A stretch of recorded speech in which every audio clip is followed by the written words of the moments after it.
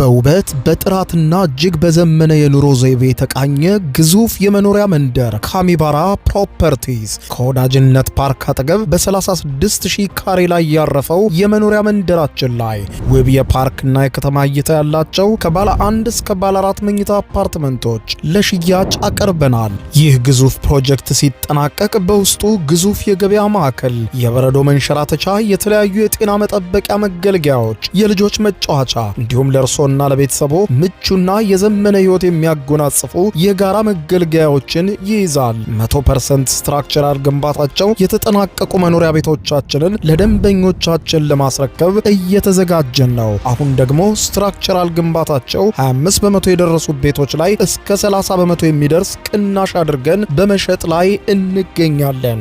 ለበለጠ መረጃና ለሳይት ጉብኝት በ0951 28 10 66 ላይ ሃሎ ይበሉን። አሚባራ ፕሮፐርቲስ በልዩነት የተገነባ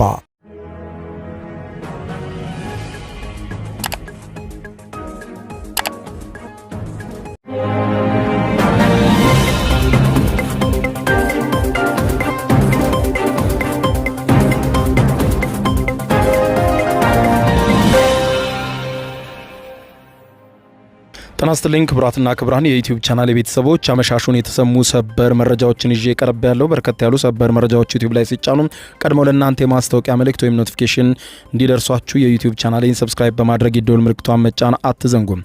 ወደ ሰበር መረጃው ስናቀና የአሜሪካው ፕሬዝዳንት ዶናልድ ጄ ትራምፕ በኢራን ላይ የኒውክሌር የጦር መሳሪያ ሊጠቀሙ ይችላሉ የሚል ዘገባ መውጣቱን ተከትሎ ከፍተኛ ስጋት የነገሰው ሲሆን ይህንን ተከትሎ ታዲያ የሰሜን አትላንቲክ የጦር ቃል ኪዳን ድርጅት ኔቶ አጋሮችን ለመጠበቅ ዝግጁ ነኝ ብሏል።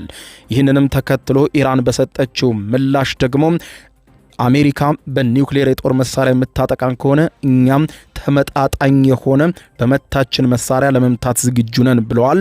ይህም ደግሞ ኢራን የደበቀችው የኒውክሌር የጦር መሳሪያ አለ ወይ የሚል ጥያቄ እንዲያስነሳ አድርጓል። በዝርዝር የምታደምጡት ይሆናል። በርከት ያሉ መገናኛ ብዙሃን በሰፊው በፊት ለፊት ገጻቸው እየተነጋገሩበት ነው። እነዚህ ያስተዋወቅኳችሁና ሌሎችን በርከት ያሉ ሰበር መረጃዎች ማምሻውን ተሰምተዋል። አብረን ዝርዝሩን እንከታተለው። በቅድሚያም የአሜሪካና ኢራን ጦርነት ወደ ኒውክሌር ፍጥጫ ማደጉ ተዘገበ። አሜሪካም በኢራን ላይ የኒውክሌር የጦር መሳሪያ ልትጠቀም ትችላለች የሚሉ ዘገባዎች መውጣታቸውን ተከትሎ ኢራን አሜሪካ ይህንን አውዳሚ የኒውክሌር የጦር መሳሪያ በኢራን ላይ የምትጠቀም ከሆነ ተመሳሳይና አቻ የሆነ የአጸፋ እርምጃ እንደምትወስድ ኢራን አስታውቃለች።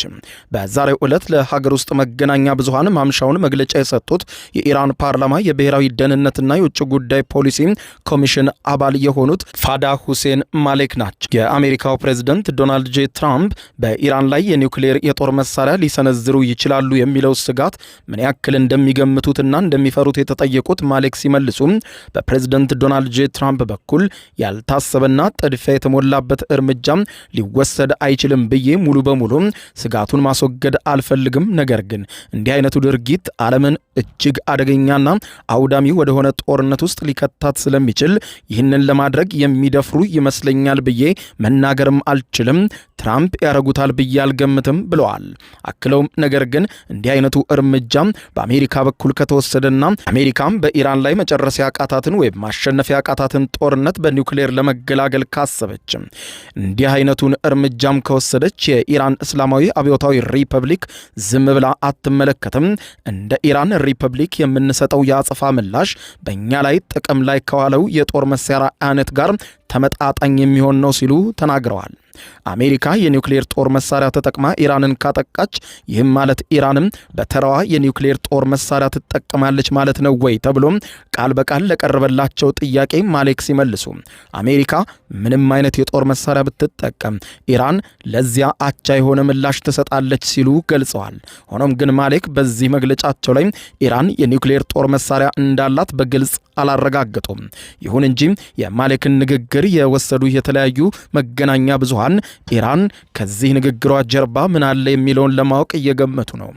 የፓርላማ አባሉ አሜሪካ ተጨማሪ ወታደራዊ እርምጃ ከመውሰድ እንድትቆጠብ በማስጠንቀቅ ኢራን በአሁኑ ወቅት በርካታ አማራጮች በእጇ ላይ እንዳሉና ማንኛውም የአሜሪካ እርምጃ በተመሳሳይ ደረጃ ወይም ከዚያ በላይ በሆነ ኃይለኛ ምላሽ ሊያስተናግድ እንደሚችል ተናግረዋል። ማሌክ ጨምረውም ሲናገሩ ኃይለኛ ምላሽ ሊያስተናግድ እንደሚችል አረጋግጣለሁ። በርካታ የኢራን የጦር መሳሪያዎችና ወታደራዊ አቅሞቿ የኢራን እስካሁን ድረስ ለዓለም ይፋ አልተደረጉም ያሉት ማሌክ ኢራን ከመከላከያ አቋሟ ተሸጋግራ ንቁና አጥቂ ወደ መሆን የማስጠንቀቅና የመከላከል አቅም መሸጋገሯንም ጭምር አብራርተዋል። በኢራንና በአሜሪካ መካከል ተቋርጦ ስለሚገኘው የድርድር ሂደት ሲያነሱም ማሌክ ፕሬዚደንት ትራምፕ በሁለቱ ወገኖች መካከል የተደረሰውን የመግባቢያ ስምምነት ሰነድ ለማክበር ፈቃደኛ ባለመሆናቸው ጦርነቱ ተጀምሯል። የሰላም ስምምነቱ ወዲያው ፈርሶ ነበር ላለፉት 2 ወራት ስንዋጋ የነበረው ብለዋል። አሜሪካ ቀደም ሲል የገባችውን ግዴታ እስካላከበረች ድረስ አሁንም ቢሆን ኢራን ወደ ድርድር ጠረጴዛው አትመለስም በማለት የገለጹት ማሌክ ይህ ካልሆነ ግን እንደ ሆርሙዝ የባህር ወሽመጥ ያሉ ወሳኝ ጉዳዮች መፍትሄ ሳያገኙ በኢራን ስር እንዳሉ እንደሚቀጥሉም ገልጸዋል። ማሌክ የኢራንና የኦማን ውይይት ራሱን የቻለ የሁለትዮሽ ጉዳይ እንጂ ከአሜሪካ ጋር የሚገናኝ አይደለም በማለት ጠቅሰዋል። በእነዚህ ውይይቶች ውስጥ የአሜሪካን ተሳትፎ ኢራንን ሙሉ በሙሉ ውድቅ ማድረጓን አስታውቀዋል። አሜሪካና ኢራን ጦርነታቸውን ለማስቆምና ለመጨረሻ የሰላም ስምምነት መንገድ ለመክፈት በማሰብ በፓኪስታን አሸማጋይነት ባሳለፍነው ሰኔ ወር አጋማሽ ላይ የመግባቢያ ስምምነት ሰነድ መፈራረማቸው ይዘነጋል። 5 ወራት በፊት በሰዓታት ውስጥ ቋጨዋለሁ በማለት የአሜሪካው ፕሬዝዳንት ዶናልድ ጄ ትራምፕ በኢራን ላይ ከእስራኤል ጋር በመሆን ጦርነት የከፈቱ ሲሆን ጦርነቱ እንደተባለው በሰዓታት ውስጥ ሳይሆን በቀናትም በወራትም ሳይቋጭ ይኸውና 6ኛ ወሩን ደፍኗል። ይህ በዚህ እንዳለ የኢራን ጦር ኃይሎች የባህረ ሰላጤው ሀገራት ለአሜሪካ ጦር ኃይሎች ምንም አይነት ድጋፍ እንዳያደርጉ ዳግም ዛሬ ማምሻውን ማስጠንቀቂያ የሰጠ ሲሆን የኢራን ጦር ኃይሎች ጠቅላይ ኤታማዦር ሹም አሊ አብዱላሂ ምንም ነገር ከእይታችን የተሰወረ አይደለም ሲሉ የባህረ ሰላጤው የአረብ ሀገራት በሙሉ ተጠንቀቁ ብለዋል። ከአሜሪካ ጋር ሰላም ለመድረስ የተፈረመው የሰላም ስምምነት 2 ወራት ባሳለፍነው ሰኞ ማብቃቱን ተከትሎ የአሜሪካው ፕሬዝዳንት ዶናልድ ጄ ትራምፕ በማንኛውም ሰዓት ውጊያውን ለመክፈት ይችላሉ የሚለው ዜና በስፋት እየተሰራጨ ነው።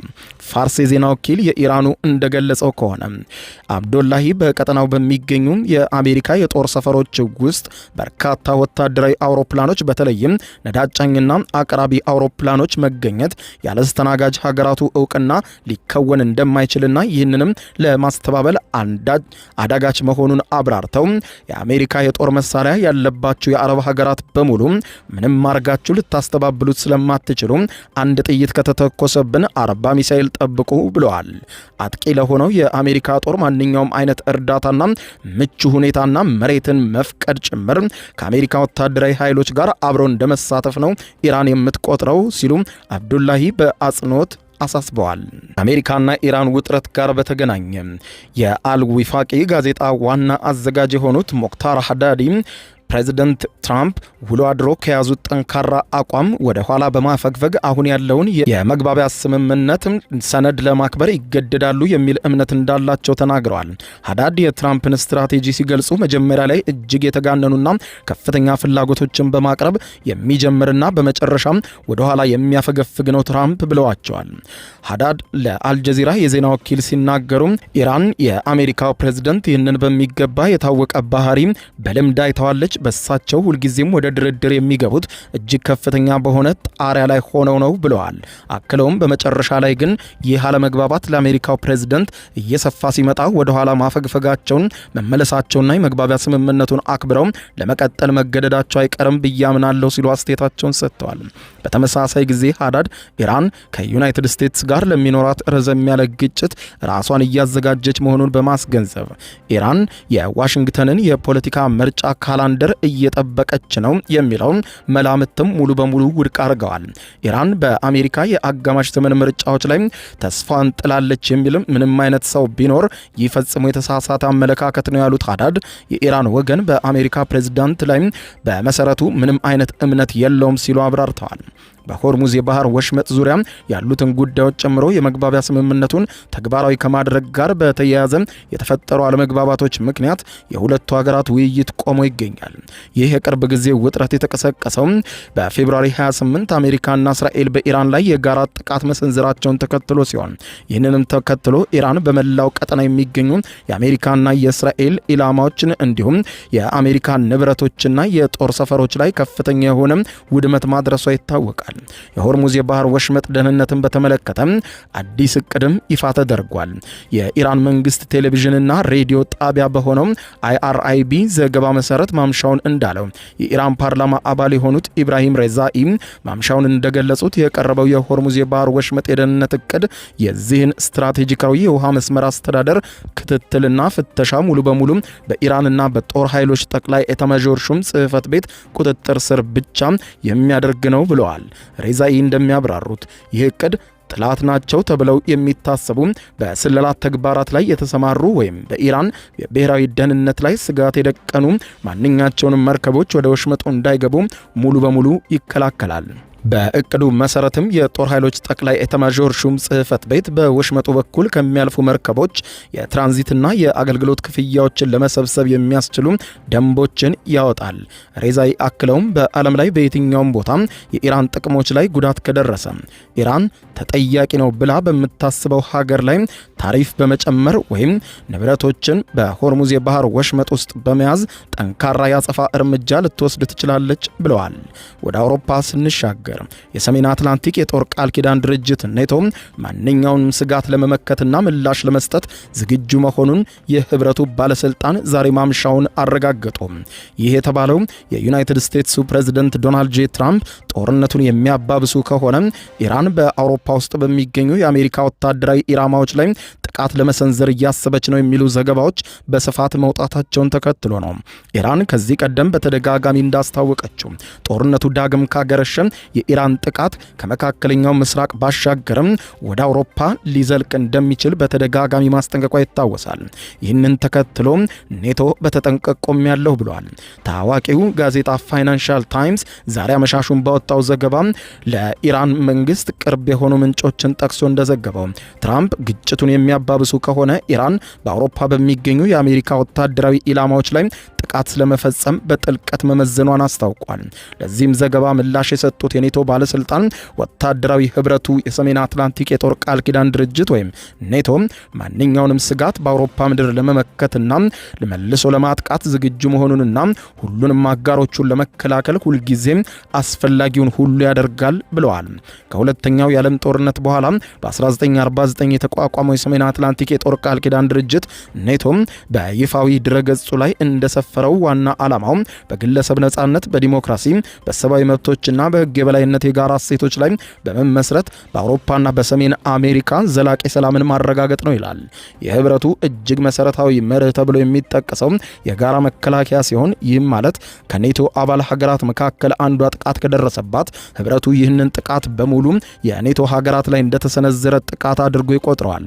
ይህ የጋራ መከላከያ መርህ በሰሜን አትላንቲክ ስምምነት አንቀጽ 5 ስር በግልጽ የተደነገገ ሲሆን ተግባራዊ የሚሆነውም አንድ አባል ሀገር የታጠቀ ጥቃት ሲሰነዘረበትና ያቺ ሀገር እንደ አጸፋዊ ምላሽ የጋራ እርምጃ እንዲወሰድ ስትጠይቅ ብቻ ነው።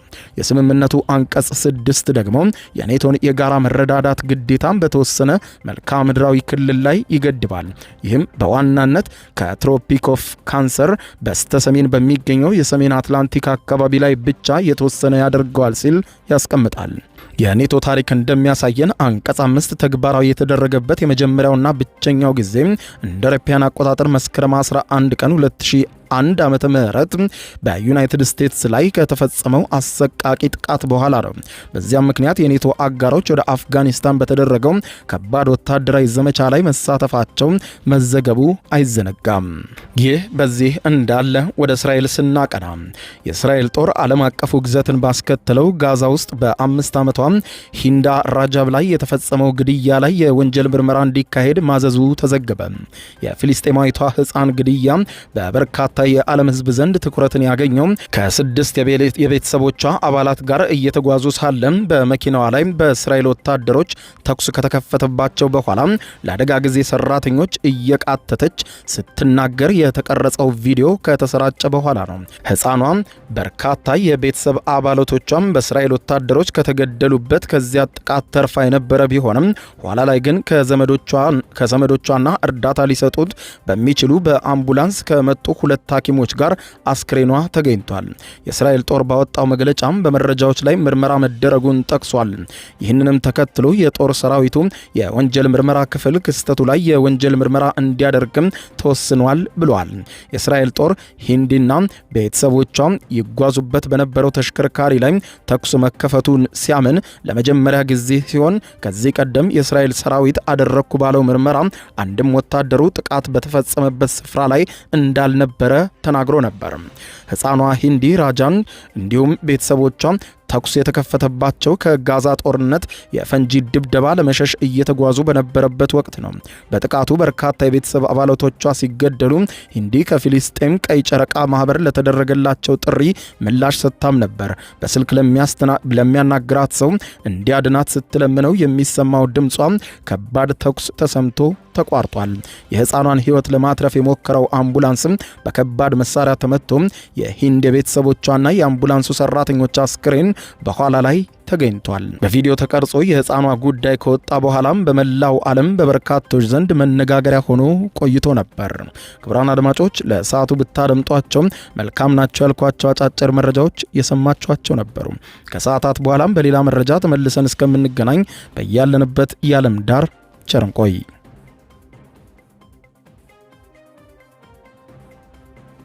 የዩቲዩብ የስኬት ሚስጥሮችን በዝርዝር የያዘው የአቤል ብርሃኑ የወይኗ ልጅ መጽሐፍ 2ኛ እትም በገበያ ላይ። ዩቲዩብ ለመጀመር በአጭር ጊዜ ስኬትን ለመቀዳጀት አስበዋል?